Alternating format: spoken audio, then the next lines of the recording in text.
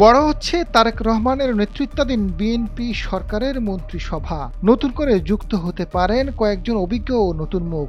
এদের মধ্যে দু একজন মন্ত্রীর দায়িত্ব পুনর্বণ্টন করা হতে পারে। এক মন্ত্রণালয়ের মধ্যে দায়িত্ব সীমিত রাখা হবে একজন মন্ত্রীকে। গুরুত্বপূর্ণ মন্ত্রণালয়ের কাজের চাপ বেশি এবং যেখানে একক নেতৃত্বে একাধিক দপ্তর পরিচালিত হচ্ছে, সেখানে নতুন নেতৃত্ব নিয়ে আসাই প্রধানমন্ত্রীর মূল লক্ষ্য।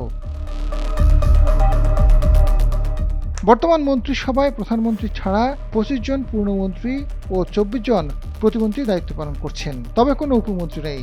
ধারণা করা হচ্ছে মন্ত্রিসভা সম্প্রসারণে কয়েকজন উপমন্ত্রীর পদও সৃষ্টি হতে পারে। এছাড়া সংরক্ষিত নারী আসন থেকে নির্বাচিত একজন সদস্যকেও মন্ত্রিসভায় দেখা যেতে পারে। বিএনপির নীতি নির্ধারক থেকে বলা হয়েছে, নির্বাচনী প্রতিশ্রুতি বাস্তবায়নে কাজ ও বাজেট ব্যস্ততার কারণে এই মুহূর্তে না হলেও ঈদের পর মন্ত্রিসভার কলেবর বাড়তে পারে। প্রধানমন্ত্রীর চাহিদা অনুযায়ী মন্ত্রিসভার আকার বড় হতে পারে, দপ্তর ও রদবদল হতে পারে। শীঘ্রই এই ঘোষণা আসতে পারে। মন্ত্রিসভায় নতুন করে যুক্ত হতে যাওয়াদের মধ্যে আলোচনায় আছেন দলের স্থায়ী কমিটির সদস্য ডক্টর আব্দুল মঈন খান, সংরক্ষিত এমপি সেলিমা রহমান, গয়েশ্বর চন্দ্র রায় ও সাবেক বাণিজ্য প্রতিমন্ত্রী বরকতুল্লাহ বুলু আছেন এই আলোচনায়। ডক্টর খন্দকার মোশাররফ হোসেনকে সংসদ উপনেতা হিসেবে দেখা যেতে পারে।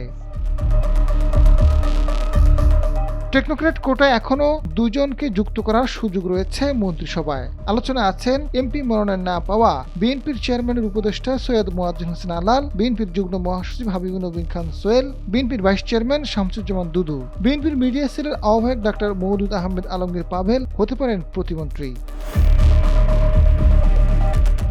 সরকারের উচ্চ পর্যায়ে একাধিক সূত্র বলছে, মন্ত্রী ও প্রতিমন্ত্রীর অধীনে একাধিক মন্ত্রণালয়ের দায়িত্বে থাকায় তারা কাজ সামলাতে হিমশিম খাচ্ছেন। ফলে কাজের গতি আনতে এবং জনগণের সেবা নিশ্চিত করতে মন্ত্রিসভার আকার বাড়ানো হবে প্রধানমন্ত্রী তারেক রহমানের সময়োপযোগী ও যুগান্তকারী সিদ্ধান্ত।